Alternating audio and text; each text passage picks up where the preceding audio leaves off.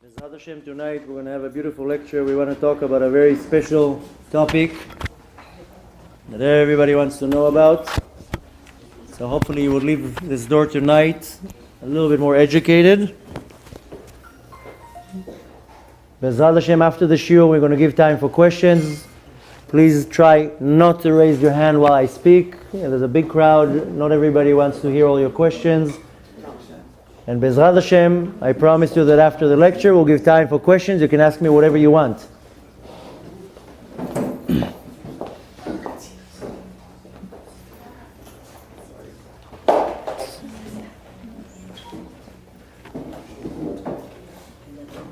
Should we wait for the guys in the back?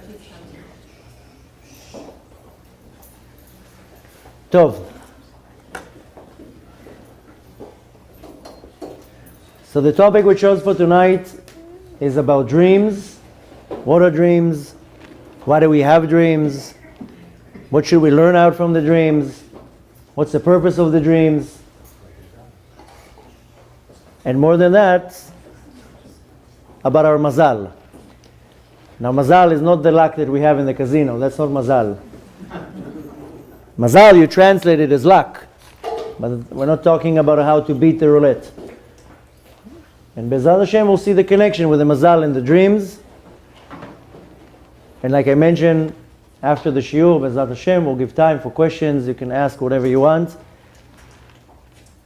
Now a lot of people want to know, what's the purpose of a dream? What is a dream? Why do we have a dream?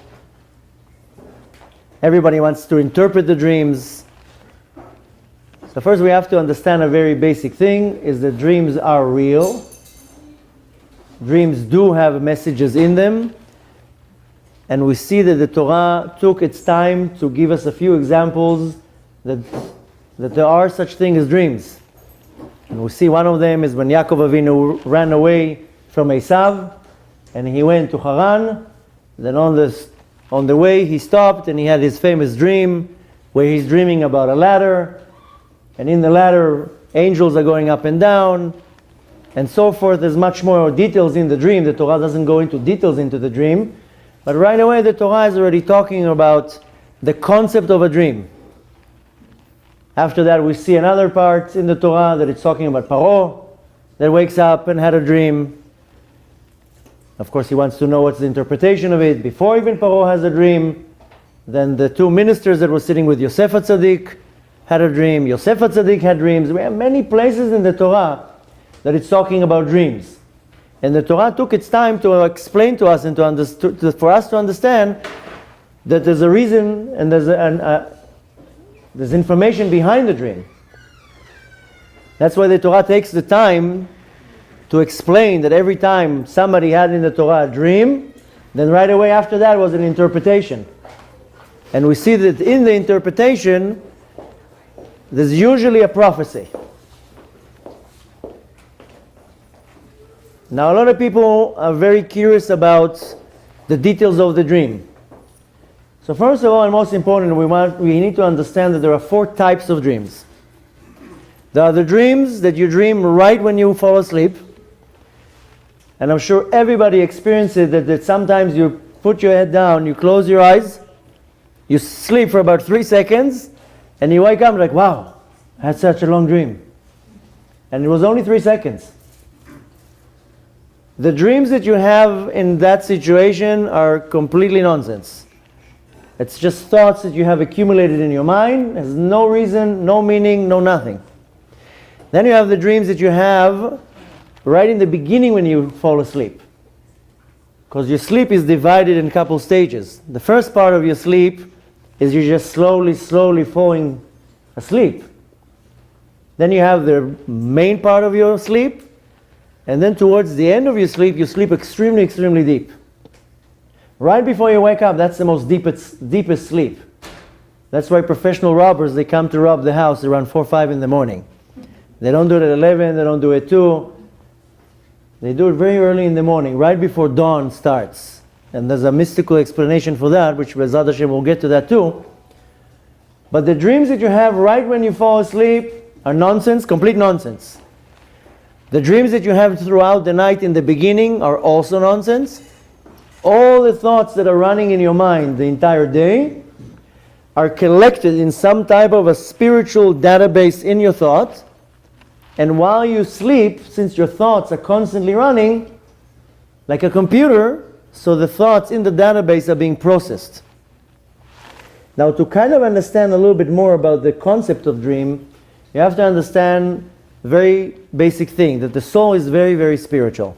The soul is a spiritual being that we cannot understand even what it means, the soul, because the soul doesn't have a shape, it doesn't have a color, it doesn't have size, but it's, on the other hand, unbelievably intelligent and capable to do things that we can't even imagine.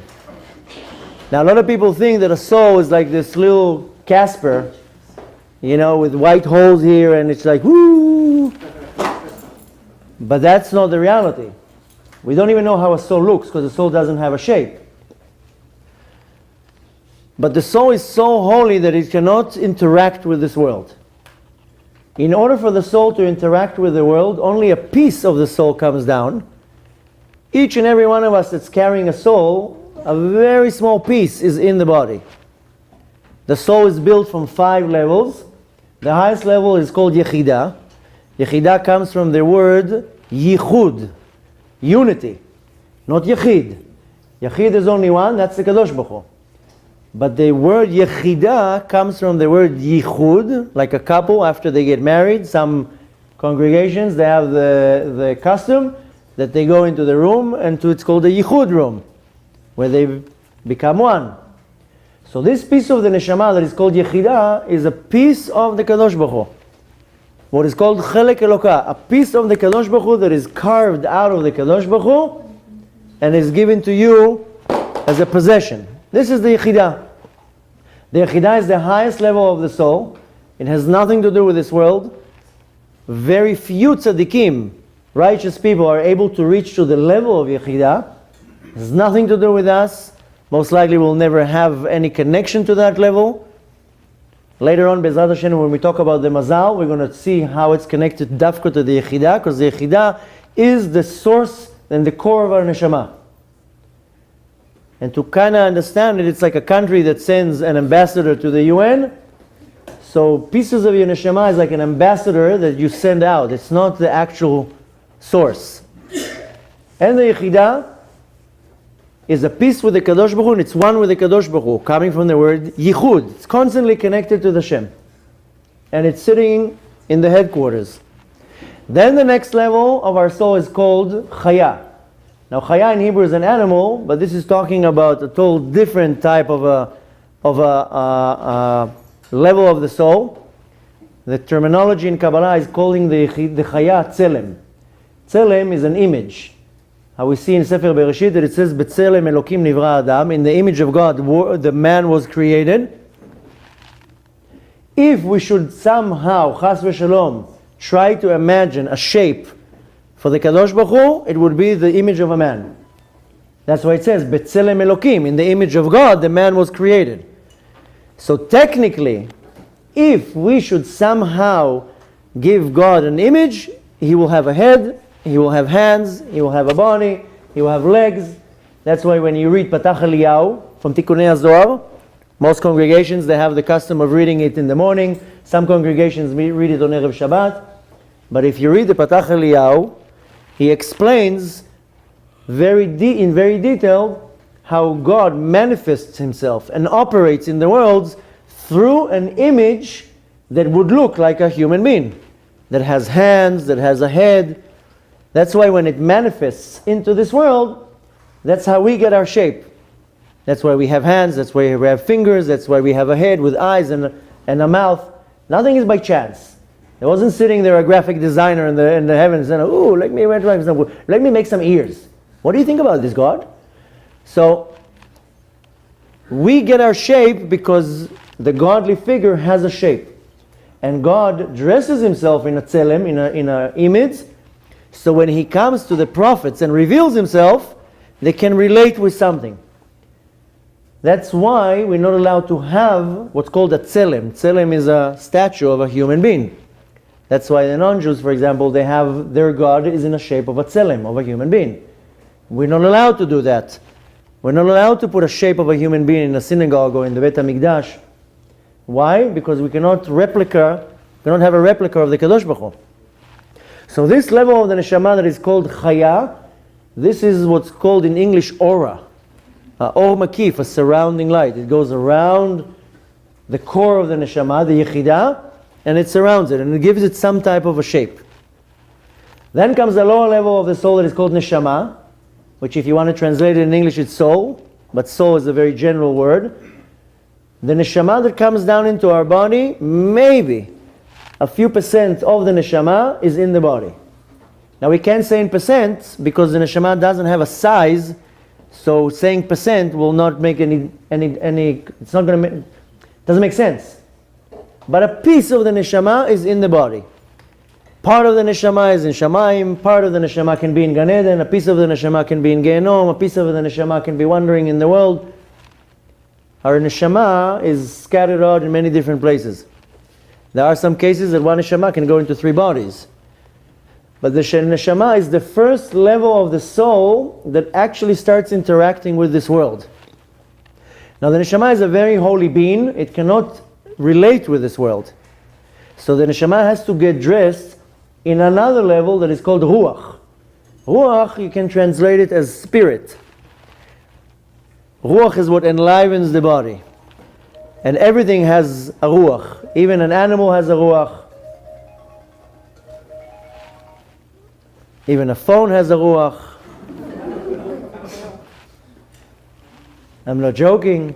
Everything that comes alive to the world has to have a ruach, a spirit. Something spiritual that will enliven it.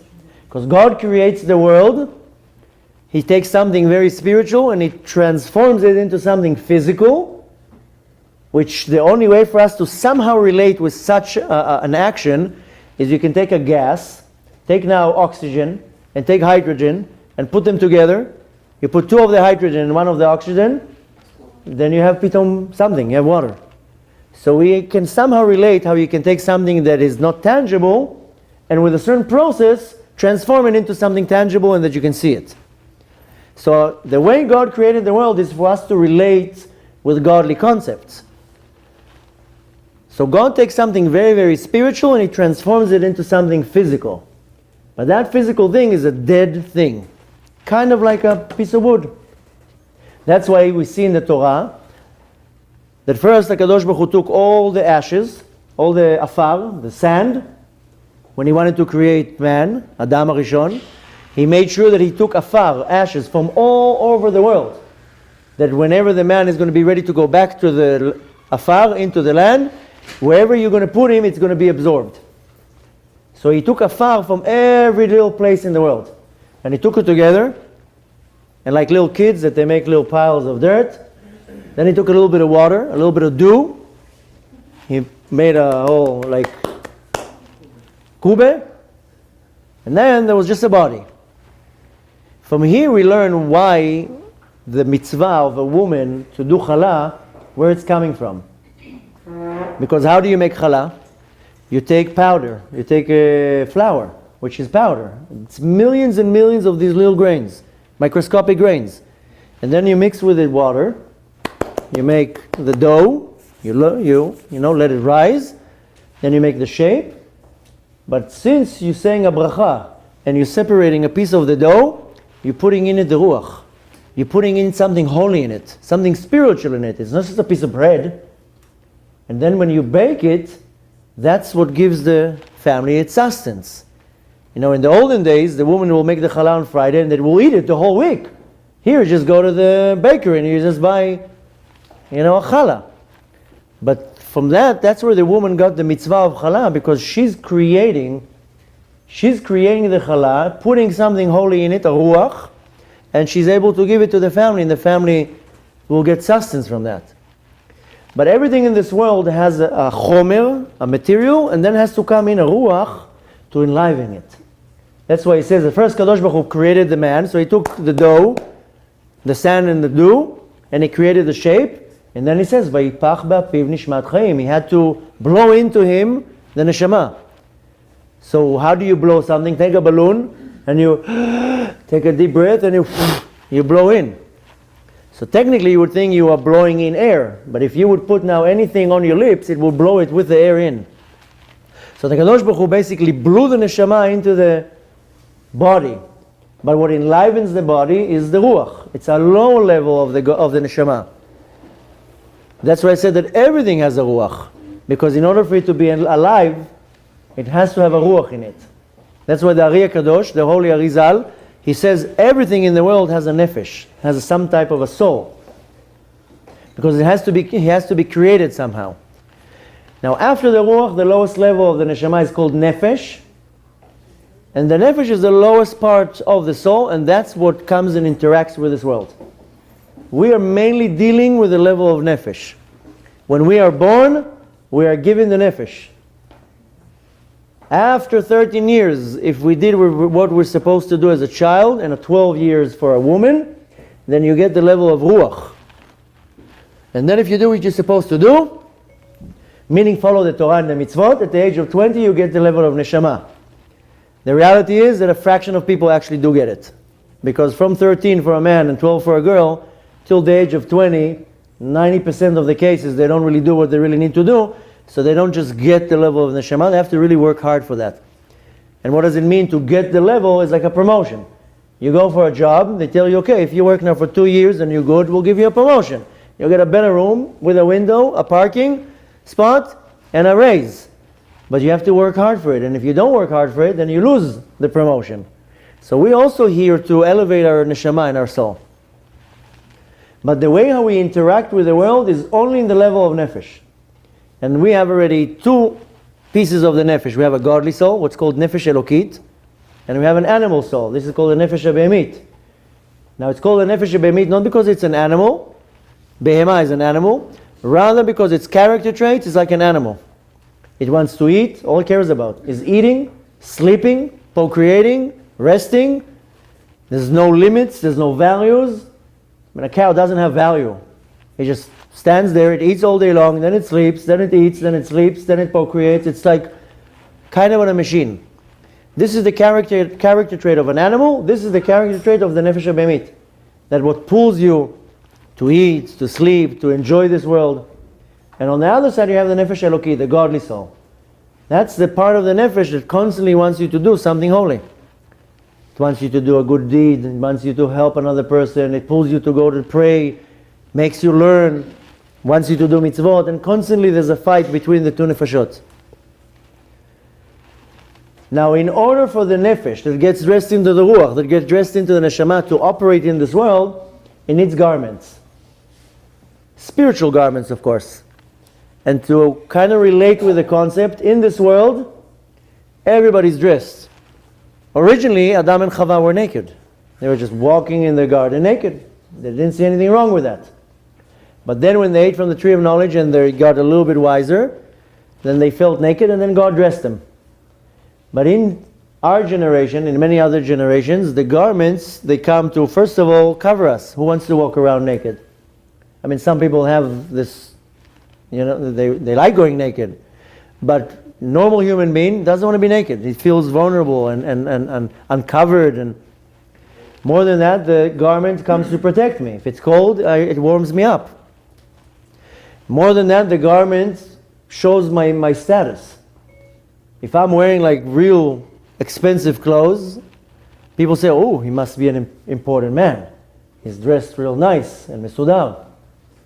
And to take that to the next level, you see that you go to a wedding, you don't go to a wedding with short pants and flip-flops. You get dressed nice, your best suit, your best dress. Why? It's an event, people look at you, you want to look at your best. You don't dress like that at home, you just throw some pajamas on you and you just walk like a shmate. Why? Because the clothes represent me. If I have to go to a very important meeting, I will come with my best suit, I get dressed all up. So for whatever reason, the garment makes me behave different. That's why when you put a costume on, you behave kind of like the costume. And you see it mainly with kids, they like getting dressed all the time. But my garments actually brings out all sorts of character traits in me. So the soul also needs garments in order to relate with the world. So the soul gets dressed into 3 garments that are broken down to thought, speech, and action. A garment that creates my thoughts, a garment that creates my speech, and a garment that creates my action. Now imagine the soul, it's not physical. So the soul cannot think, and the soul cannot talk or do any action. So while it gets dressed into this garment, it's able to operate in this level. Imagine now you're looking at this huge crane moving hundreds of thousands of tons of bricks and cement and steel, and inside there's like a little box, and this little guy is sitting in the box and he's moving these sticks, and he moves one stick over here, the whole crane turns. Moves the stick over this, the crane turns over this. He's sitting with the little sticks. And you don't see the little guy inside, you just see this massive huge crane that is lifting up a ship. The same idea is the soul in the body. The Arizal says that if you want to know the size of the soul in the body, take a hair, cut it to 1,000 pieces, take one of that, cut that to 1,000 pieces, that's the size of the soul in your body. That's how small the soul is. Now technically the soul doesn't have a size, but if you want to have some type of relation, people think that the soul is like all over me. The nefesh is all over me. The nefesh is in the blood. We read it bidyuk yesterday in the Parashat Shavua. Ki ha-nefesh hu adam. So the nefesh is in the blood. The nefesh is what enlivens the body, gives the energy to the body. That's why you see that any place in the body you'll poke with a needle, blood will come out. Because the nefesh enlivens the body. Mechaye et haguf. The only place that doesn't have blood is a nail and hair. That's it. That's why there's no pain and there's no feeling. Because the nefesh is not there. But any place you poke, blood will come out. You don't need a vein. And the neshama doesn't go into the entire body. The neshama only comes to the hands and to the feet. That's why when we wake up in the morning, when we do netilat yadayim, we do it on the hands. No, we don't do it here. And we don't do it all over our body. Because when we sleep, our neshama leaves the body. So up until the risks, the neshama fills up the body. There's kedusha. So the tumah, the powers, the impurity can only grab on the hand. Once the neshama comes in, it will go all the way into the hand. So the power of impurity is only stuck on the hands. That's why you wash your hands. And that's why a lot of people, they wash their hands. They pour a lot of water on the hand. Bechlal, it says in the Gemara, you have to pour a lot of it. People are very cheap with the water. Like as if there's a drought. They put these little drops on the hand. The water has to cover the entire hand, all the fingers, everything. The right way to do it is to fill a lot of water and pour it all over your hand.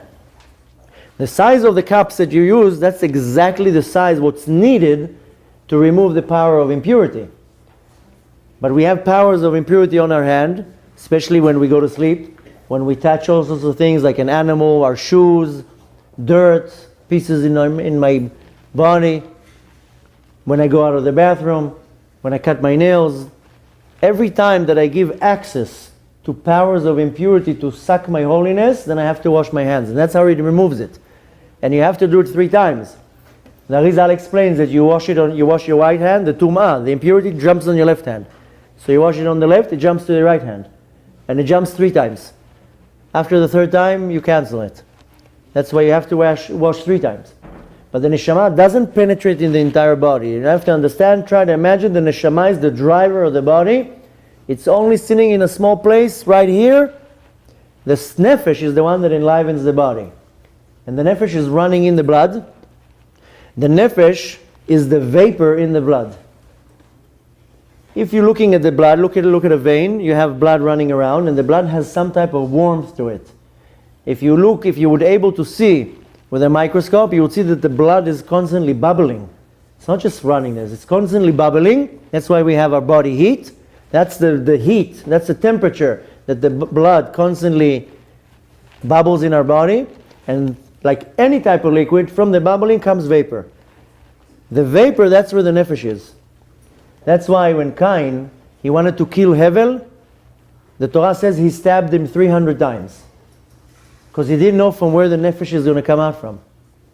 So he started stabbing him all over the place. He didn't know where it's coming from.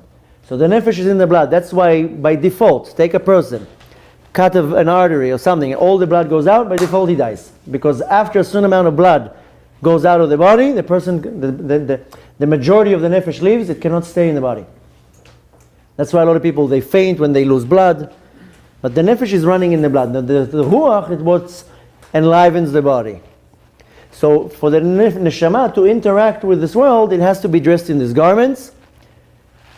The easiest way to picture it is take your hand, put it in a puppet. Now you move this finger, then the hand of the puppet will move. Then you move this finger, then this hand of the puppet moves. And then you start going like this and you make a show and the whole puppet is moving. That's what the neshama does. The neshama maneuvers the body in 3 levels: thought, speech, and action. That's it.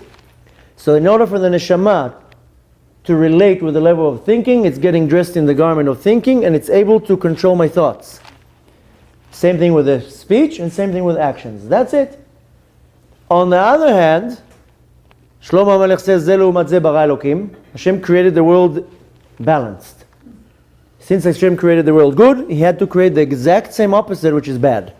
That's how Hashem created the world. So for everything for Kedusha, there's also from impurity, for Tum'ah. So since the Neshama can get dressed in the garments of thought, speech, and action, then the power of impurity can get dressed in the exact same garment. Like a thief. Now the Baal Shem Tov explains that there are 2 chambers in Shamayim, that's where we get our energy, our life force. Now imagine a person sleeping in the bedroom in a hospital like this, 1 IV to this hand, 1 IV to this hand, and he's sitting like this and he's getting his medications, his minerals through the IV. If you would put in the bag of the IV poison, then it will trickle into the body and kill him. You put in the other IV vitamins or minerals, it will trickle into the vein and will enliven him. So the Baal Shem Tov explains that I have a chamber of purity and a chamber of impurity. If I channel myself to the chamber of purity, then the IV, I'm drawing only pure thoughts, only pure speech, and only pure actions. So I'm pulling energy into my body. And if I direct my energy to the chamber of impurity, then I draw the energy from the chamber of impurity, so my thoughts will be impure, my mouth, my speech will be impure, and my actions will be impure. Wherever I channel myself. So if I channel myself to the positive realm, my thoughts are only pure. I'm not going to have an impure thought. And the reality is that all day long we have impure thoughts. If I direct myself to the chamber of impurity, that's where I pull my life force. And constantly I have this battle. So I'm kind of infected by both. A little bit of good, a little bit of bad. Tzaddik is only good. Rasha is only bad. All day long, bad thoughts. All day long, cursing, lying, lashon hara. Actions, all negative. Now the neshama gets affected from that, because when I pull my life force from the chamber of purity, then the garments are pure. The neshama is dressed in a pure garment of thought, so my thought is pure. Somebody will come and tell me, hey, let's steal this. No, stealing? You out of your mind? No, it's not okay. But if the neshama is dressed now in a garment of impurity, let's steal this. Okay, you cover me, I'll go there. So right away the thoughts are how am I going to do that? So it all depends where I'm directing it. Now what happens is that constantly I'm drawing energy into my neshama, either from impurity or either from purity. And the neshama, in order to interact with the world, it needs these garments. Now, this whole intro is to explain a very basic things. That's where I start getting my dreams from. Now, I said that the first 2 types of dreams are when you fall asleep and the beginning of the night, 100% junk, nonsense. Whatever was running in your mind your whole day, what happens is the food that's in your stomach, it gets digested, fumes from the food goes up to your brain, and they make a whole mishmash with your thoughts. That's why the Chachmei Kabbalah, the big sages of Kabbalah, they say do not eat before you go to sleep. Because what happens is that your stomach is digesting food, and then too much fume go up to the brain, and then you have nightmares, and all sorts of weird dreams, and all sorts of scary things in your dream. And you can actually invite through that all sorts of evil spirits that will get dressed into your thoughts. So better not to eat at all before you go to sleep, at least 2 hours before you sleep. But the dreams in the middle of the night are complete nonsense. Everything that your eyes saw throughout the day, all the nonsense you see on the computer, all the junk you look in the street, everything that was cooking in your brain the whole day long, that's the mishmash that's going on in your mind. So that's why the dreams, they kind of make sense. They're related to the world. You see relatives, you see friends, it's where you recognize places, but they have no meaning whatsoever to them. Now comes two other types of dreams. The type of the dream in this last part of your sleep, and the dreams right before you wake up. Now, to understand these two types of the dreams, you have to understand that when you go to sleep at night, your neshama leaves the body. The soul leaves the body. Also the ruach leaves the body. Whatever stays in the body is a very small piece of the nefesh. That's why you see when you read Kriyat Shema al Amitah, you finish. Well, in some of the nosachim you said in the beginning, but you say Be'adcha afkid ruchi.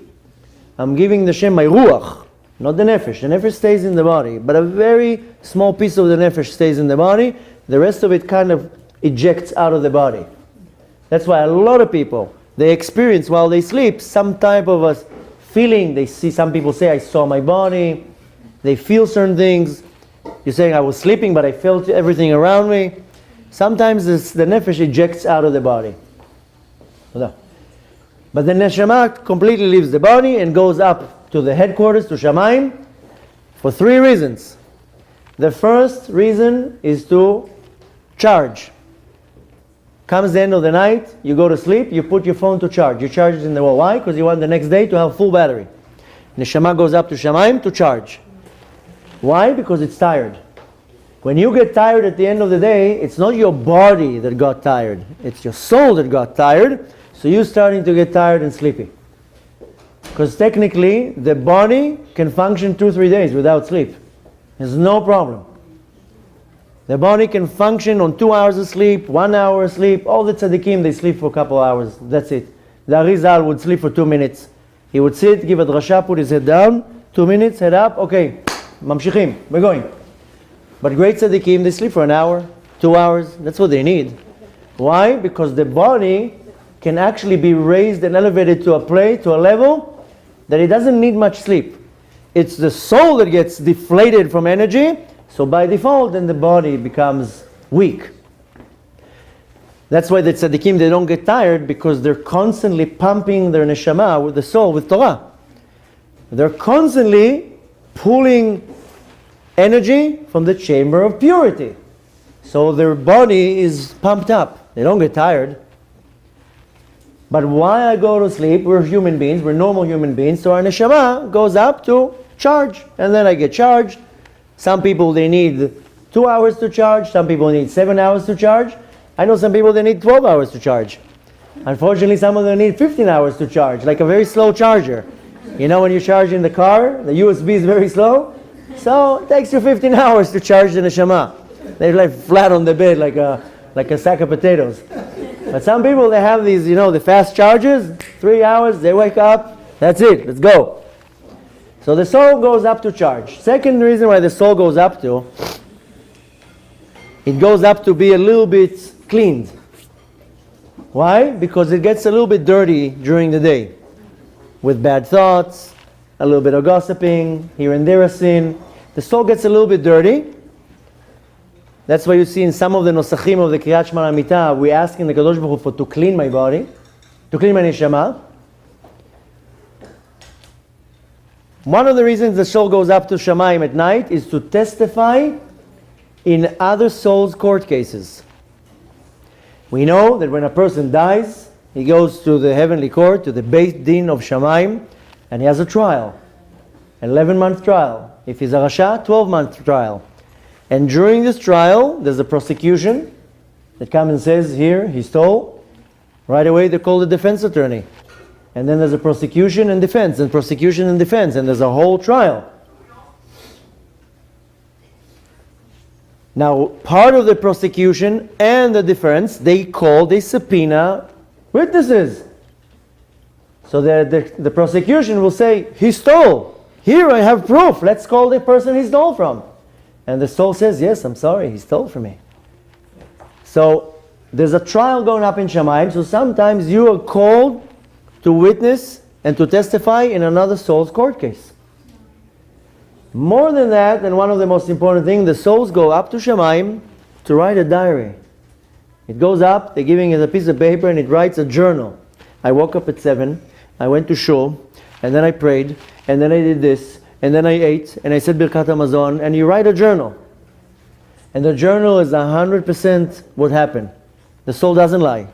The soul doesn't make up all sorts of stories. It gives an account. Why? That after 120 years, when you go up to Shamayim, they tell you, here's your journal. Here, you wrote it. You testified on yourself. So the soul has a lot of work going up there. That's one of the many reasons why we say Kriyat Shema al Hamitah. Because Kriyat Shema al Hamitah, you basically do tshuva, meaning that you clean your soul, that your soul can go up there clean. One of the reasons we say Kriyat Shema al Hamitah is because we surround the body with angels that protect the body. Because right now the boss went out, the owners of the home went. So the body is vulnerable, thrown on the bed. That's where the spirits, they can come in at night. Evil spirits, they can come into your body while you're sleeping because there's no protection.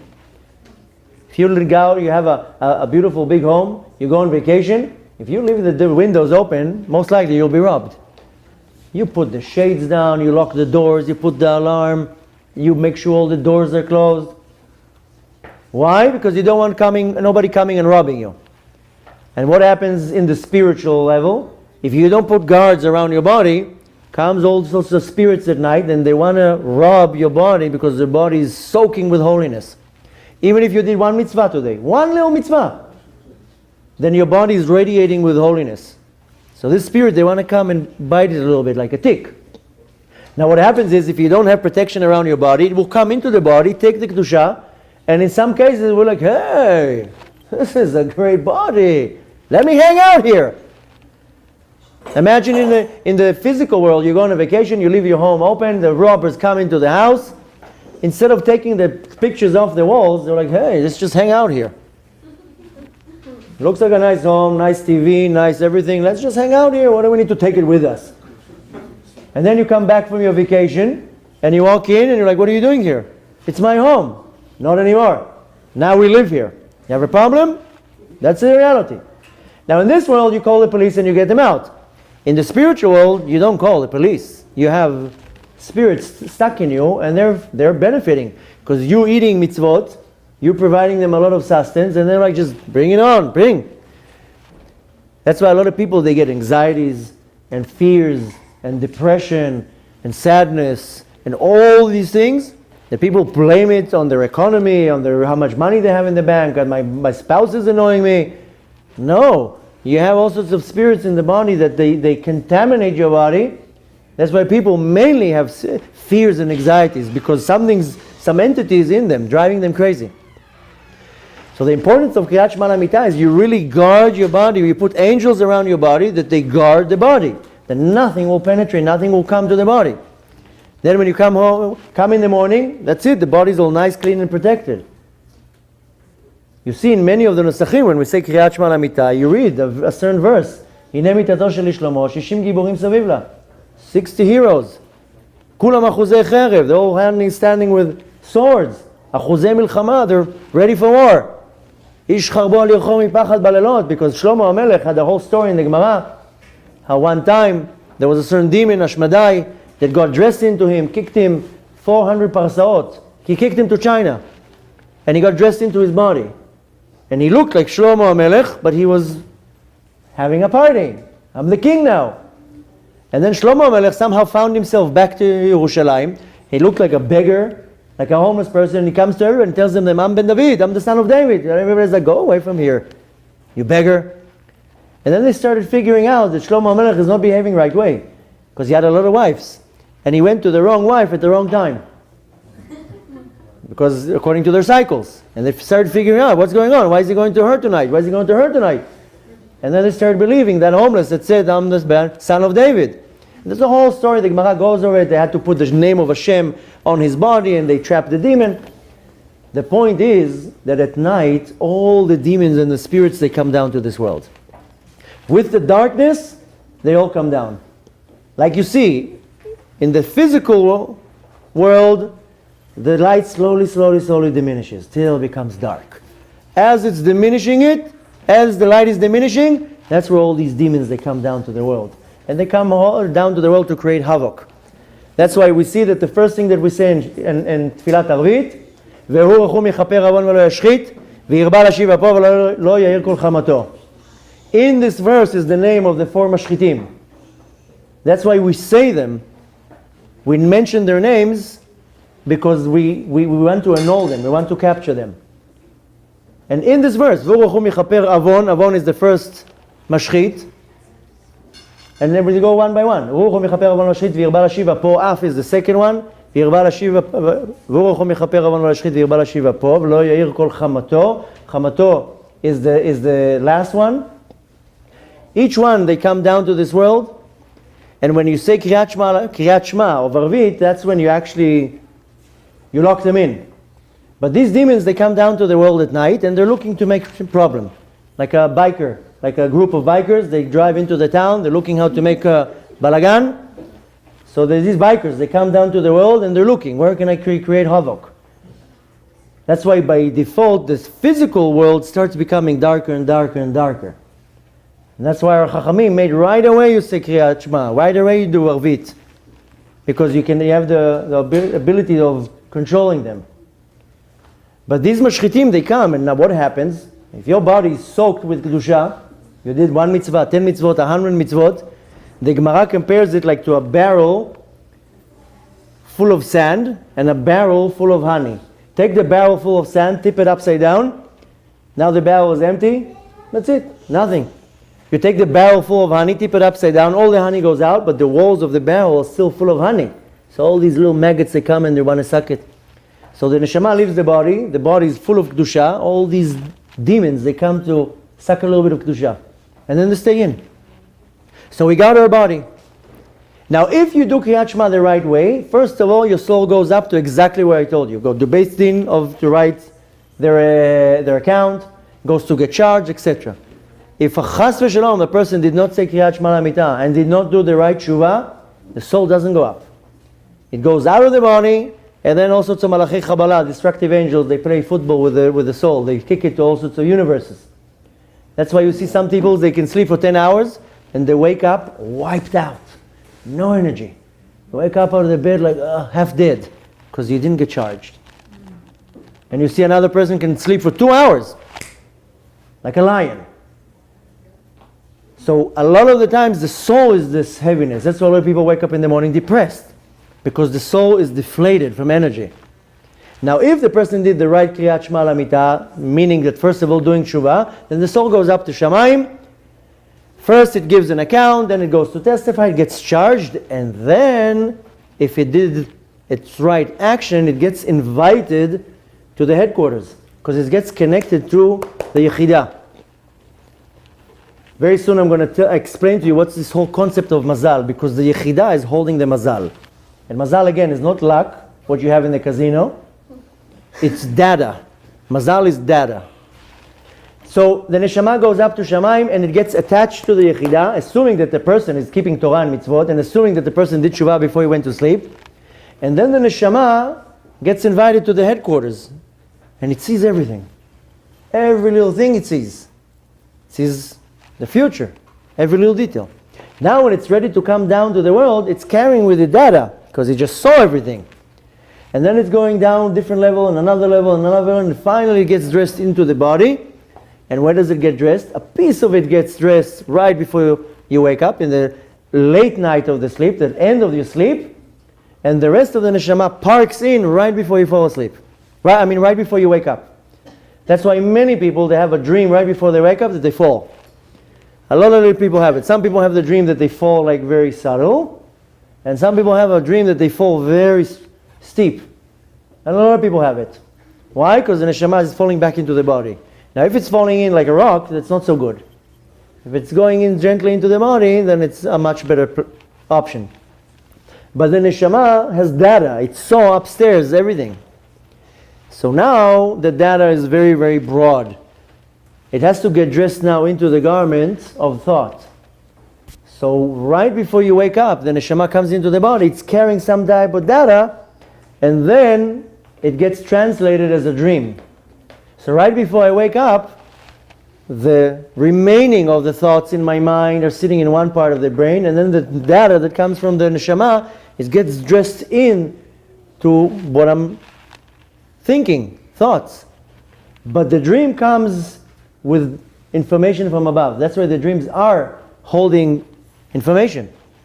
And all of it is prophecies. The problem is that most people are not refined enough to either hold enough information, or to remember the information, or to analyze the information. But the reality is that each and every one of you, assuming the soul went to the right place, it's coming back with a souvenir. And that's why a lot of people, sometimes they have 2 months they don't dream anything, and then suddenly one time they have this dream. Wow, I dreamt about like this and like this. They're trying to find a solution. Could very much be that that day they did something very special, a very big mitzvah. They were able to overpower an inclination. They did something big. So the neshama was a little bit more refined, it was able to go a little bit higher. And then they get some type of a message, and the message is not clear, because this body is not aligned well with the neshama. More than that, the information is way too big of a capacity for the mind to process. So it will come in different hints, or you're getting just pieces of the details. You know, like when we were kids, we had this game, charades, that you're saying, okay, let me do the first hint, I'll do a certain hint, and you're like, oh, it's a movie. And then you're doing, hand movements, and you have to guess. So sometimes in the dream you have these certain details, but it doesn't get dressed well in your thought, in your brain, so you get it kind of as a hint. The problem is that in many of these dreams it's usually mixed with all sorts of junk.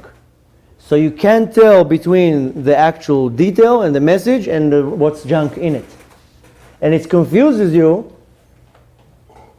first of all, because the human brain doesn't have much of a capacity to understand this information. More than that, if your soul is not really refined, then this power of impurity will come and kind of make this confusion in the thoughts. But the reality is that the data that the soul comes in, it's real. And if you know how to understand it and how to dissect it, you can actually come with a very powerful message in the dream. That's why the Torah took its time to tell us, there's messages in the dream. Now, should we take it serious? Should I really now come and dissect every dream that I have? No. Because you can't interpret it, and most likely nobody else can interpret it. We don't have anymore Yosef HaTzadik that can come and tell you, oh, your dream means like this and like that. Some people, they pretend that they know what a dream is. But it's extremely dangerous. Because if they made one wrong analogy, then they give you the wrong information. So there's certain books that they will tell you if you dream of a snake, means you have a lot of parnasa. If the snake will bite you, you're going to be rich. If you die, it means you have a long life. There's all sorts of sources that tell you. The problem is that people, as usual, they distort it. They add all sorts of their own opinions, and then everybody becomes a big a dream interpreter, and becomes a whole mishmash. The point is that if the Kadosh Baruch Hu wanted you to know, He would let you know. There's a reason why the dreams are not so clear. The best way is to totally ignore it, not to pay attention. I mean, if you are really refined spiritually, then you can kind of understand what's going on in the dream. The problem is when you try to interpret it and you don't have the right information, you can come to the wrong assumption and then think something or feel something. The thing is that our dreams are so powerful that one of the main things that one can really take from a dream, a lot of people, Baruch Hashem, they wake up in the middle of their life and they want to do tshuva. Some things are very easy to do tshuva for. Some things are very hard to do tshuva for. I mean, if I did a lot of gezel, taking something without permission that doesn't belong to me, I don't know who to give it back to. 20 years. I don't know who I owe money. I don't know who I stole from. How am I going to give all this back? The Zohar explains that if a person stays up all night and learns and prays with all his might, all his intention and kavanah, they'll bring to him from Shamayim the message. Yazamnulo, they're going to bring to him the information. Who's the person? Where do you owe? How much you owe? So sometimes a person that really refines himself and works on himself spiritually, he will get information in his dream. He will suddenly dream about somebody he owes money from for 20 years. And in the dream will be the scene that he owes that person money. And he wake up in the morning, oh, I can't believe I owe Shlomo money. Wow, unbelievable. And he wakes up and he goes and gives him the money. The thing is that the soul comes back with a lot of information, just as the capacity of the soul down here cannot dissect and understand the information. That's why a lot of people, in some cases, they get what's called a déjà vu. Oh, I've been here already. I saw this. Yeah, of course you saw this. You saw it in the promo. The soul saw it up there, he saw the promo, then it came down, and you suddenly get like this flash, and you recognize a certain scene, or a person. Now, how is that all connected to Mazal? A lot of people think, again, Mazal, that it's like I go to the casino and I get the right number. Mazal is data. Now, the acronym of Mazal is Makom, Zman, Limud. Place, time, and learning. When the Hashem wanted to create the world, he needed three elements. First of all, the Zohar says that the Kadosh Baruch Hu looked in the Torah, Istakel beoraita vebara alma. Kadosh Baruch Hu looked in the Torah and then he created the world. So he needed the Torah. The Torah is the blueprint. And then in order to create the world, Hashem needed two things: time and place. Because in the spiritual place, in the spiritual realm, there's no time and there's no place. So the Kadosh Baruch Hu needed the Torah, he needed to create time, and he needed to create space. And that's what formed the DNA of creation, so to say. The blueprint, the sketch. So each and every one of us, we have a certain shlichut in this world. We have a certain emissary to do in this world. I didn't just come here to this world for 70 years to eat all day long and to sleep and to go on Facebook. I came here with a certain mission that I need to do and to achieve. So this is all written in the blueprint. And this blueprint is held in Shamayim by my Yechidah, the highest level of the Neshama. And this Yechidah, it's a piece of Hashem. And each and every one of us has a certain blueprint, what I'm supposed to do in this reincarnation. Some of it I already did in the previous reincarnation, some of it I already accomplished in the reincarnation before. This job, I got hired. I got a phone call, they told me here's the job description, you signed the deal, okay, go down. So the Yechidah is holding all the information. Every now and then, it starts dripping information into the soul. This is what the Zohar calls it Mazaliyahu Chazi. That there's a certain level of the Mazal, the data, that the Yechidah holds. Mazal also comes from the word linzol, to start dripping. So the Mazal is holding all the data and it starts dripping into the Neshama like an IV. And the Mazal, it sees everything. In the Mazal, in this script, in the data, everything that I'm supposed to do is already given in there. So if I'm supposed to do a certain shlichut, I get the tools and the ability and the knowledge to actually do it. That's why when the Kadosh Baruch Hu gives a person an nisayon, he gives him an nisayon, a test, according to what he can handle. Which means if you're going through a certain test, it means the Kadosh Baruch Hu knows you can handle it. And the nisayon, the test, is not to annoy you or to punish you. That's part of your job. You wake up in the morning, you tell Kadosh Baruch Hu, what's the job today? Parnasa? Okay, so today I struggle with Parnasa. You wake up in the morning, what's the struggle today? Oh, today you're going to have a problem with your wife. Okay. And every day I have a job description. Nothing here is by chance. And Hashem doesn't punish anyone. People think, oh, Hashem is punishing me. Now I don't have money, I can't have Parnasa, I can't have a child, I can't find my other half. Why is Hashem punishing me? He's not punishing you. He just hired you. That's your job. You are hired today to deal with a certain situation and to overpower it and to overcome it and not to let it affect your daily life. Usually people, they get affected by the challenge that they have. The challenge is some type of a resistance for you to be able to produce something.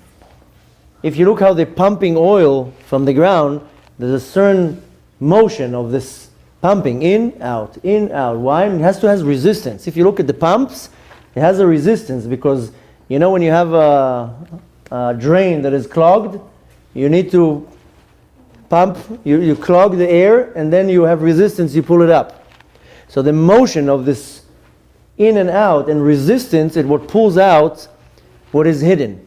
Exactly how they pump for oil, exactly how they pump for gas.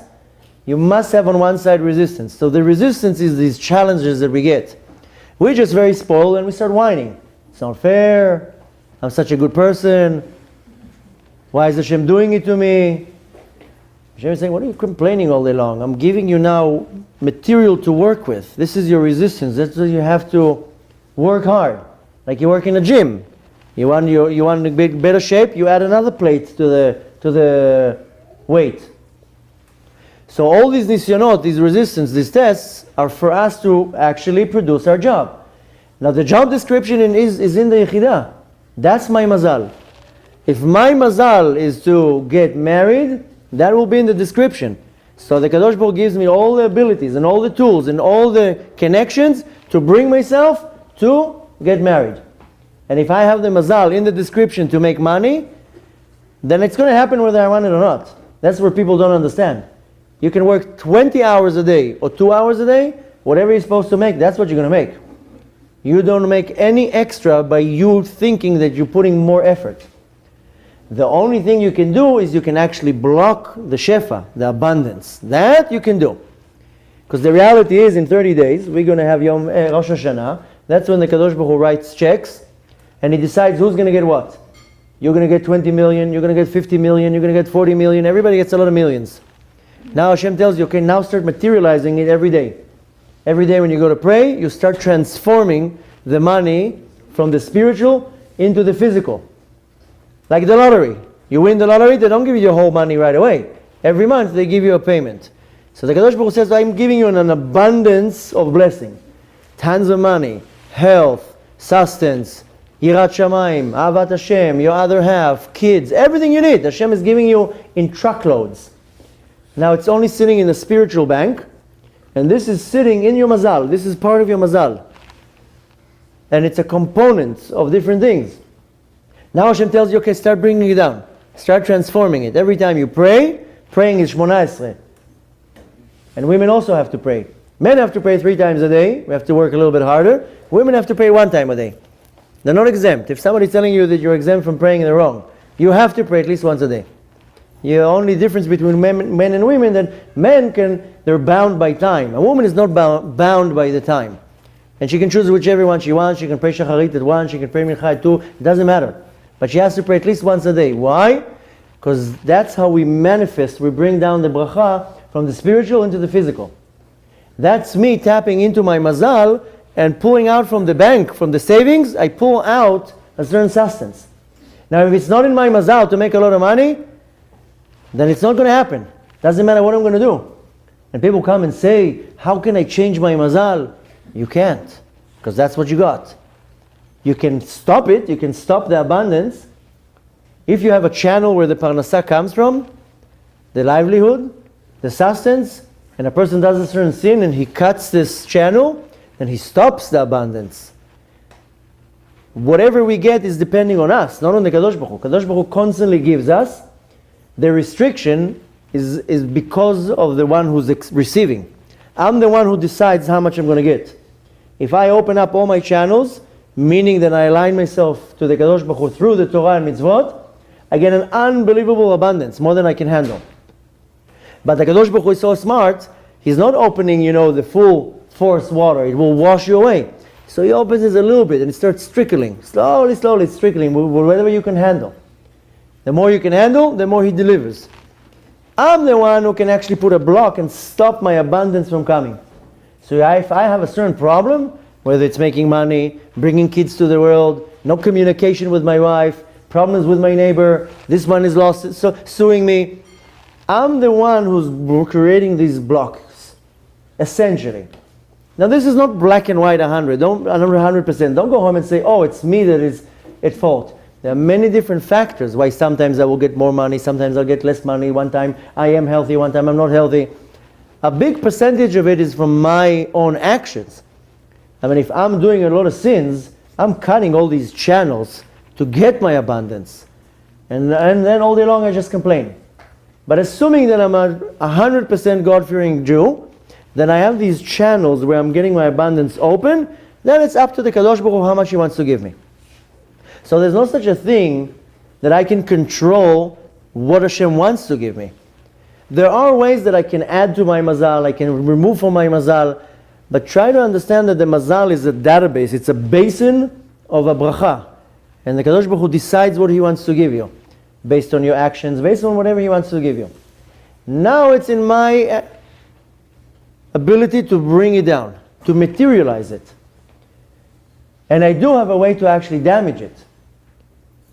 The way that I protect it and I'm able to bring it down is only by following the Torah and the mitzvot. The Torah and the mitzvot is not to make my life hard. Rather, it's giving me the pure code how to open the safe. That's it.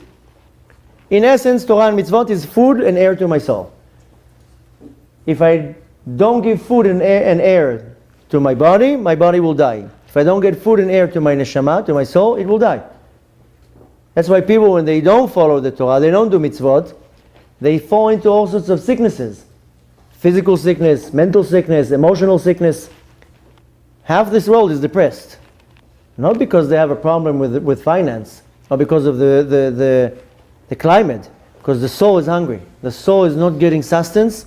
The same way if you don't eat now for 2 hours, you get a stomach ache. You don't eat for 6 hours, you get a headache. You don't eat for 12 hours, you become dizzy. The soul, if you don't give it Torah and mitzvot, it will start becoming sick. It will start bothering you.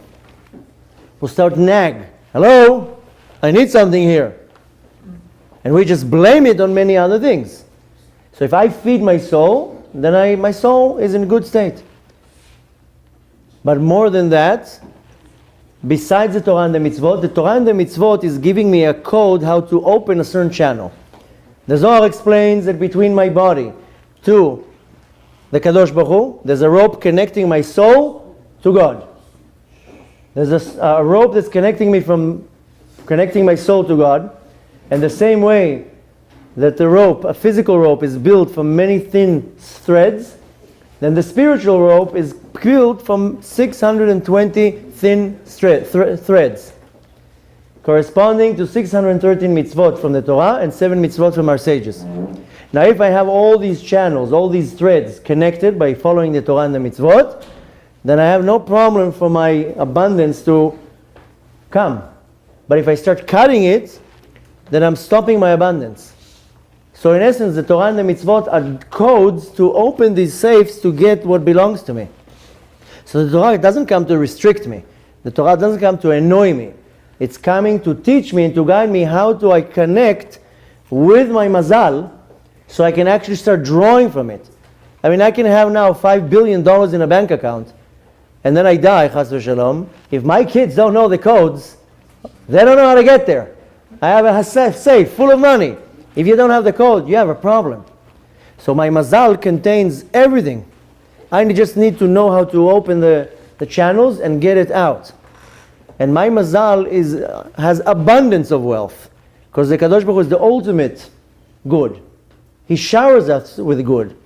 Just sometimes, like a little kid, if I don't deserve it, then the Kadosh Baruch Hu closes the tap. Sorry. But the mazal comes from the word linzol, that it drips. Kadosh Baruch Hu is giving it in increments. And I have the way to kind of control it.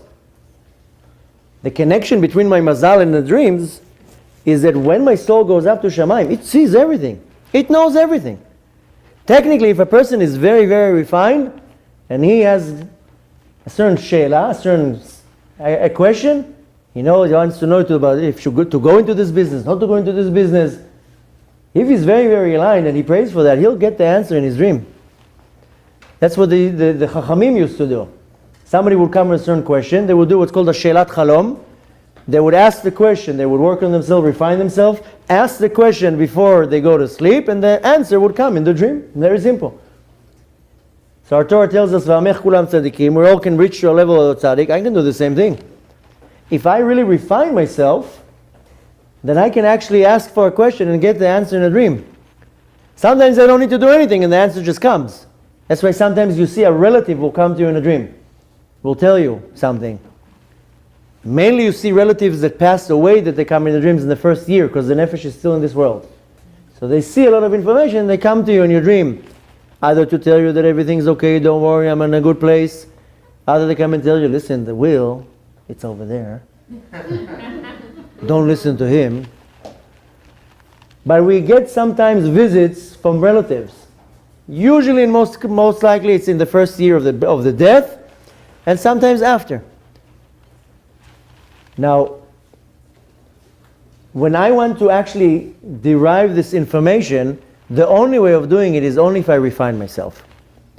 The point is not to go and start dissecting the dreams, because most likely you'll never understand it, and you can interpret it in a completely different way, and the result can be just devastating. Because you think, oh, I think in the dream I'm supposed to buy this house, and not. So you don't base your life based on dreams, unless you really feel that the message is extremely clear, then you're saying, okay, this was just obvious. Some of the dreams are extremely obvious. More than that, when I want to tap into my Mazal, the Mazal is just sitting there. All the information is just sitting there. All I need to do is to connect with my Yechidah. Meaning that I have to refine my Neshama and my Nefesh and my Ruach to such a level that I'm aligned with my Yechidah. I'll get all the information I need.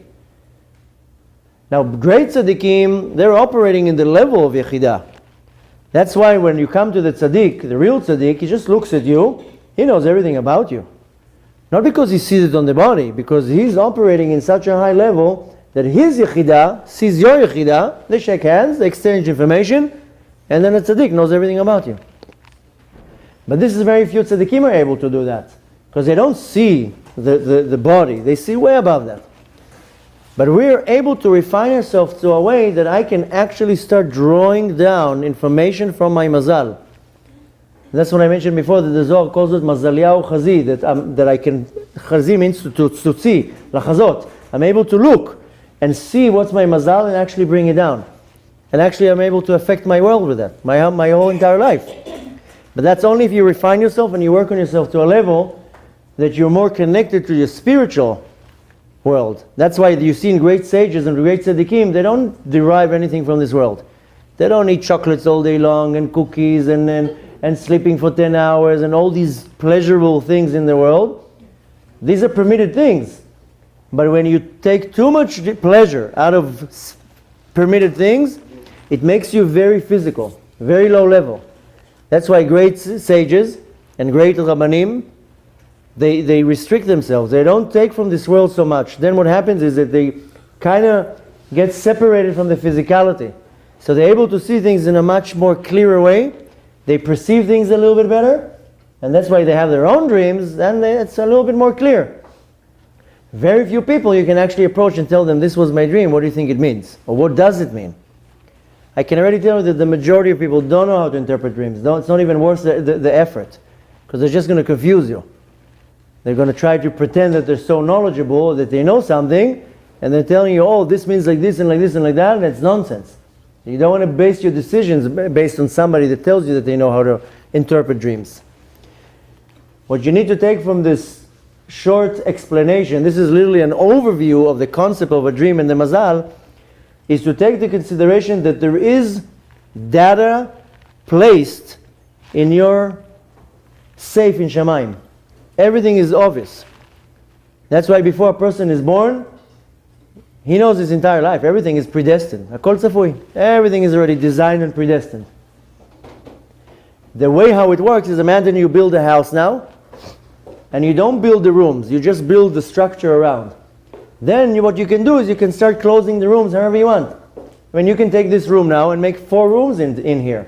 You don't need the whole space. You can leave the space. You can make 1 long room, 2 rooms going like that.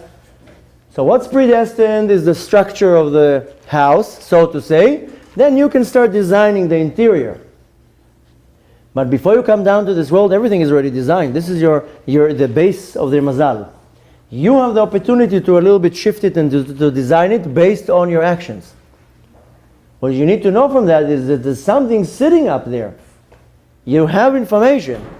When you want to have the best guidance in your life is to tap into this information. Now personally, I don't like all the hocus pocuses. Going on to all sorts of people that tell you the future and interpret dreams and they're looking in the coffee and all this nonsense. Follow the Torah. What the Torah tells you, by default you're going to be aligned exactly to the database that will give you the information in the right way. The information is sitting there. It's very obvious and it's very clear. That's why sometimes you get hints in a dream. Sometimes you get a hint in some type of what's called intuition. Oh, if this guy, I don't feel good with this guy. So your soul talks to you constantly. That's why there are many types of meditations in Jewish religion that a person can meditate and align his neshama the right way, and he will get his answers and his guidance. One of them is called hitbodedut, that you isolate yourself. People kind of connect hitbodedut for whatever reason to Breslev. It's way before Breslev, the concept of hitbodedut. It's already talked about in the Gemara about hitbodedut comes from the word bidud hanefesh, isolating my soul. Because all day long I have things that's bothering me, all day long. But if I isolate myself, that's when I'm able to quiet down my neshama and then concentrate and actually get connected to my neshama. And then my soul starts talking to me. Because my soul has all the information, it's holding all the data. If I connect to my soul will start talking to me. But as long as I'm occupied all day long with the mess that's going on around me, I'm not going to be able to communicate with my soul. Another type of meditation is called hitbonenut. This is meditating but more in an intellectual way. Each type of meditation will bring us a different type of knowledge. There's another type of meditation that is called hashkata. Hashkata means that you constantly have thoughts running in your mind. Constantly. 90% of the thoughts are junk, and 10% of the thoughts are really what the neshama is projecting. The problem is that constantly we have these thoughts in our mind, and we're occupied with too much of a mess. If somebody would be able to read your mind, they would think that you're nuts. Completely. The thing is that this practice, this meditation of hashkata, is that you sit down in a place that you're not bothered, the phone is not ringing, the house bell door is not ringing, it's just you and yourself. And what you do is you start meditating on your thoughts. You start observing your thoughts. And you at some point get to a level that you see that 90% of your thoughts, you by yourself understand that you have a jungle in your mind. All these weird thoughts, what you would want to do to that person, what you want to say to that person, oh wow, what I would wish to do to that person. Now during the day, you're not really thinking about it. Meditate and concentrate on your thoughts, you'll see that you're not different than a nutcase. The only difference between us and lunatics is that they do what they think. We don't. We somehow control ourselves. But concentrate one time on your thoughts. You're going to the supermarket, you're looking at a person, just a thought, what you would want to do to that person. If you don't like him, you're already picturing in your mouth, or you want to cut his head off. Or whatever. I don't want to give other examples, but you know what I mean. Or what you would want to tell to that person. Sometimes you're smiling to the person in your mind like, hey, I hate you. So our thoughts is a mishmash in our mind is a jungle of thoughts. But when you observe and you're looking at your thoughts and you're quietening your thoughts, suddenly all the mess evaporates and then you're concentrating on the real thoughts. That's when you really align your neshama all the way up to its source, to its mazal, and you're able to start pulling down information. That's why it's called mazal, because it's dripping. If I would take now a bucket and throw it on you, then you just get wet, nothing happens from it. But if I take like a little drop and I start dripping drops into your mouth, then you actually get benefit from that. But all these things can only be done when I'm really refining myself and I'm aligning myself to my source. And if I'm able to bring myself to that level, that's when my neshama will start talking to me. That's when I'm going to the dreams will be clear and obvious. That's one of the many reasons why we pray every day. Praying is meditating. We see it as a burden. I'm going to have to read this boring text. But the reality is that if you focus on the codes, you're meditating. You can bring yourself to such high levels in prayer that you can actually completely shift your mazal with praying. That's why when we pray and when we wish people things, what do we say? Yehi Ratzon. Yehi Ratzon means there should be a new will. Because Hashem has His will, and His will right now is to give me $0. That's His will, based on whatever. I'm saying Yehi Ratzon, should be a new will, that you will give me a lot of money. So with the power of prayer, I'm actually able to reach to the highest level and change the description, to change the code with prayer. That's why we see that great tzaddikim, especially we see it in the Torah, they were able to change their mazal with prayer. The thing is that the mazal is what's controlling the entire world. Now there's a very big difference between the mazal, my own mazal, and the mazalot, the signs. That's a whole different thing. Because Hashem, how He governs the world, He has an army. It's called Tzva Shamayim, the heaven army. And He is same way like this army, you have a chief of staff, then you have generals, and each general is a boss of the Marine Corps, of the helicopters, of the whatever, the Navy, and then it goes like an army. Kadosh Baruch Hu does the same. One of the ways how Hashem does it, how He's governing the world through His generals, these are the mazalot, these are the score, and not this, how do you say it, in the horoscope. This is a real thing. The difference between us and the rest of the nations and the rest of the world, that the entire world is ruled by these mazalot, by these horoscopes, but we as a Jew are way above the mazal. So I'm talking right now the mazal and my personal mazal, my personal and individual mazal. This has nothing to do with the horoscope. We see in the Torah that on Avraham Avinu, the Kadosh Baruch Hu took him out of the tent and He showed him how he's going to have the son Yitzchak. Now Avraham Avinu couldn't believe, he couldn't understand how he can have a son. Because he saw in his mazal that there's no son. Avraham Avinu was a big tzaddik, he was able to look all the way up. So he saw in, right, but in my mazal it doesn't show that I have a child. So the Kadosh Baruch Hu says, when it says in the Torah that He took him out of the tent, He actually took him out of the universe. He elevated Avraham Avinu above the universe, above the mazal, and He says, yes, in the mazal, you don't have a child.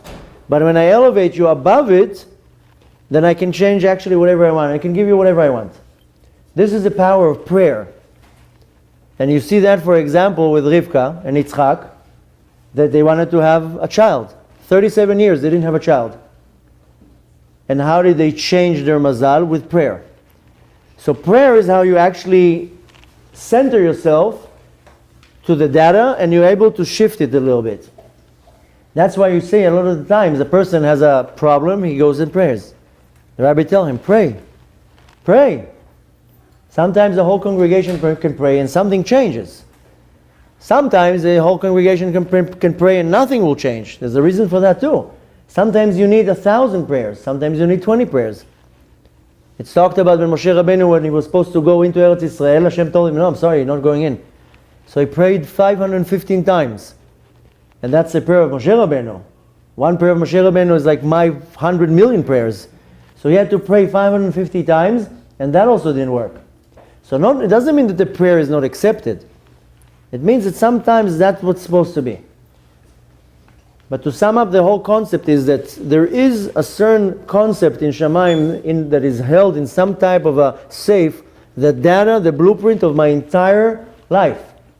If I'm able to somehow tap into it, I'm able to get my guidance.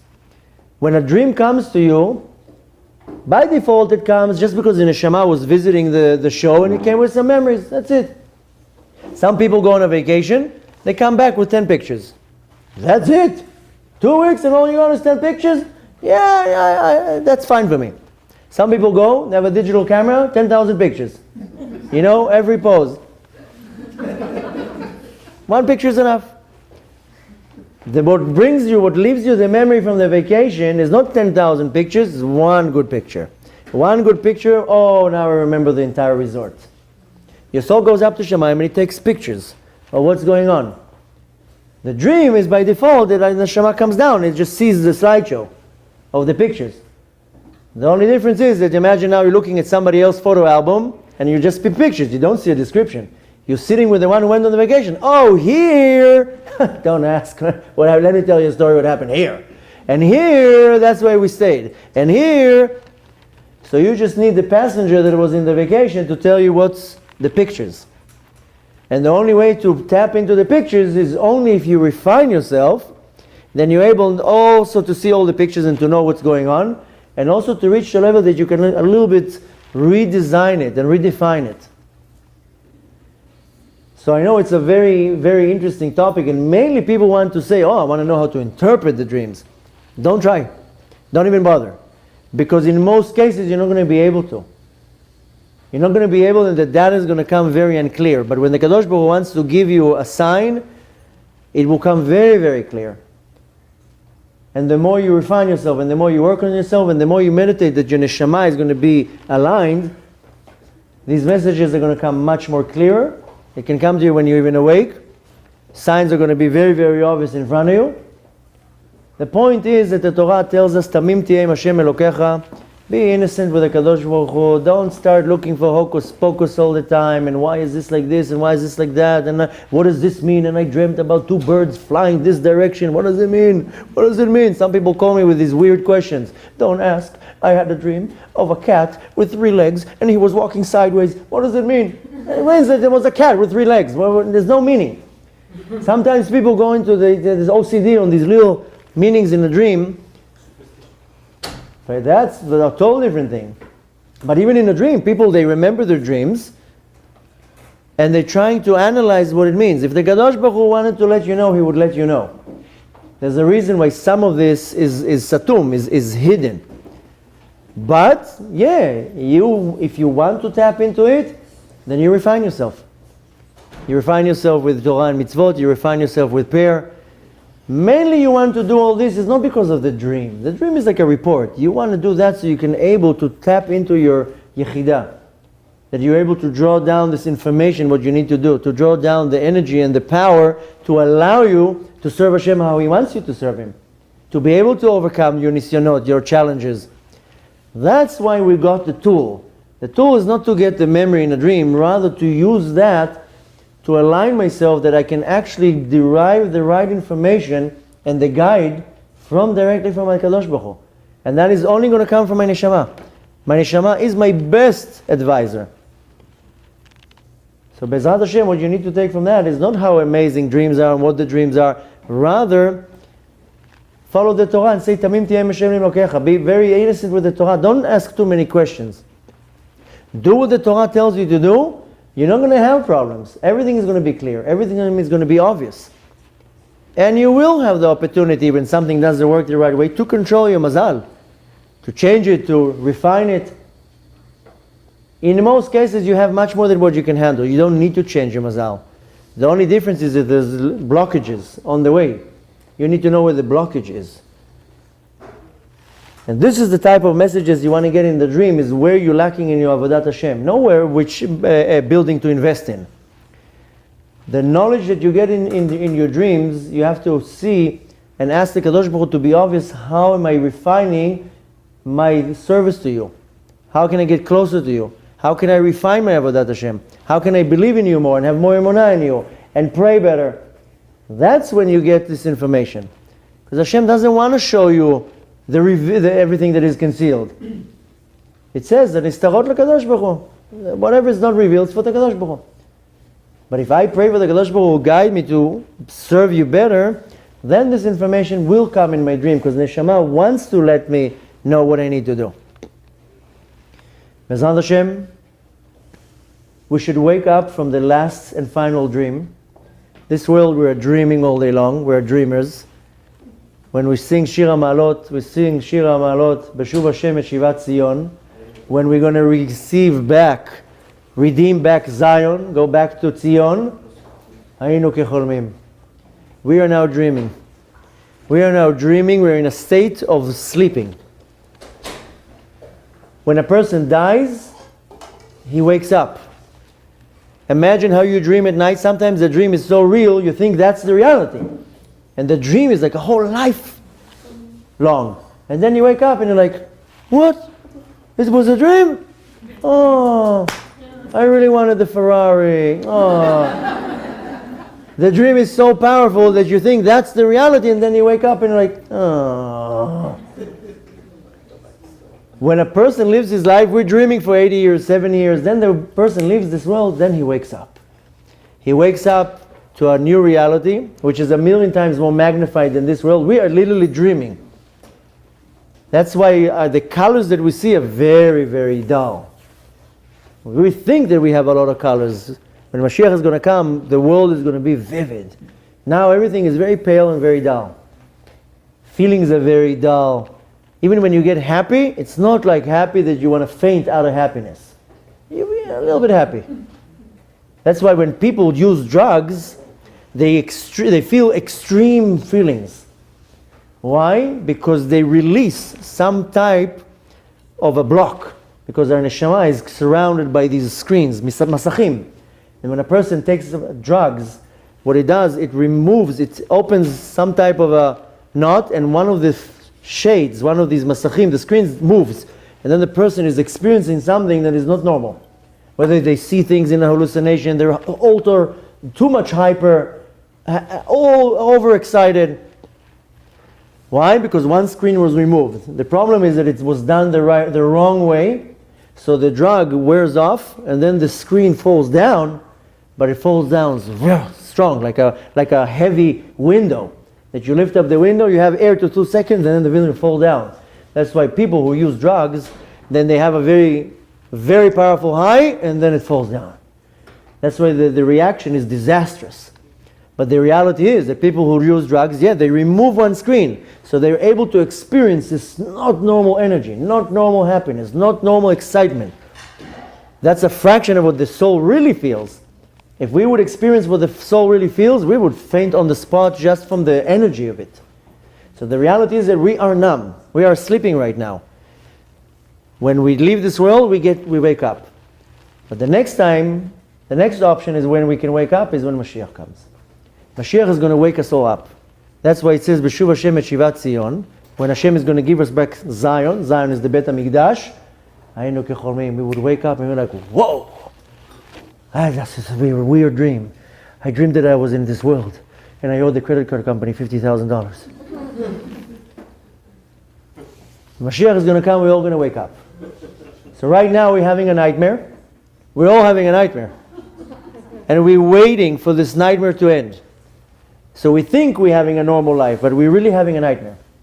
One person owes $100,000 to the bank, another person just lost his spouse, another person is fighting and battling a disease, another person just lost a loved one. We're all fighting a nightmare. We're in a nightmare. We just can't wait for the nightmare to end. And when one problem gets solved, the next one is waiting next to it. The way to wake up from the nightmare is to put an alarm clock. That's very simple. We need Mashiach to come and wake us up. Then the nightmare is over. Then we don't have to be scared anymore. We don't have to battle things. We don't have to battle this annoying and frightening life. Why? Because we're all sleeping. So B'ezrat Hashem, we should merit to get the ultimate wake-up call with the coming of the Geula, with the coming of Mashiach. A lot of people think that it's an invention, that it's a fiction. People tell me, it's nonsense. There's not such a thing. When you really believe in this nonsense. People tell me there's not such a thing as Mashiach. It's just an invention to keep people having hope. I hear the most weirdest answers. The reality is that Mashiach is real. It's 100% real. It's beyond real. And not only that, it's coming any second. And I know people saying, oh no, we heard about it for thousands of years already. Yeah, we heard about it for thousands of years, but now it's really happening. So B'ezrat Hashem, we want to be woken up from this dream. We want to be back in Eretz Yisrael. We want to be serving our God exactly how we need to. So the Kadosh Baruch Hu is sending us our signs in this world, like a dream. You just have to read between the lines. What am I supposed to do in this world? What did I come to this world? What, I came to this world to play all day long? Kadosh Baruch Hu is sending me hints, like a dream. Messages from above. Wake up. Get closer to me. Do more Torah and mitzvot. I'm sending my Mashiach right now. It's going to happen very soon. You got to get ready. Don't left behind. And everybody's getting signs. That's why all of you are here. Probably 3-4 years ago, you would be now watching a football game. Now you're in a shiur Torah. Why? You're getting these signs. Everybody's getting signs, waking up. Everybody's starting to wake up. Kadosh Baruch Hu is waking everybody up. Right before dawn. Right before Mashiach is coming. Everybody's getting these alarm clocks. The reality is that we want to make it come much, much, much faster because we're really dreaming and we're really in a nightmare. We just want to wake up and finally, oh, Baruch Hashem, it was only a nightmare. Now Mashiach is here. Everything is good. Everything, Baruch Hashem. So Bezrat Hashem, we should merit to see the coming of the Geula with our own eyes. Bezrat Hashem, and each and every one of you will leave this door tonight with, instead of having the knowledge what a dream is, but rather having the knowledge how am I bringing the Geula faster by adding another few mitzvot to my agenda, then we have a better chance of actually hastening the redemption. And even if you think you already reached to the level that you're functioning what you're supposed to do, then I have a surprise to you, you're not. You have a lot what to do. And if you want to wake up from this nightmare, and Hashem made sure that we're all under a nightmare right now, we're all pressed to a wall, then Hashem tells you, then do what I tell you to do. And you add more mitzvot and more mitzvot. And the point to take out from tonight is not about how I'm reshaping my mazal and getting another $1 million into my bank account, is how I'm reshaping the entire world's mazal, and I'm making the Geula coming much faster. So the point to take from here tonight is what am I adding to my agenda? Where am I adding more mitzvot? Where am I adding more Torah? Where am I adding more gemilut chasadim? So I will be able to wake up from this dream. And Bezrat Hashem, we should merit to see the coming of Mashiach with our own eyes. Amen. Should happen very speedy in our days, and Bezrat Hashem, each and every one of you should be part of the Geula, because unfortunately not necessarily that everybody will have the merit to see it with their eyes. They might be invited later, but you want to see it with your eyes. You want to see the Beit HaMikdash coming from Shemaim. Amen. Our ancestors and our parents and our grandparents were slaughtered for thousands of years, so we can stand here and see it with our eyes. And the Torah says that when Mashiach is going to come, the miracles we're going to see are much greater than the miracles that Bnei Israel saw when they left Mitzrayim. We're going to see much greater miracles. You can't even imagine what is waiting for us. So you want to make sure that you're standing front line, that you're part of it. There's no time. There's no time I can tell you, okay, in 15 years, just start working on yourself. No time. It's around the corner. Bezrat Hashem, we should see with our own eyes. It should happen very speedy in our days. Thank you very much to our gracious hosts for inviting us and opening their home. And thank you very much to the organizers. So, Bezrat Hashem, come and stand and thank everybody.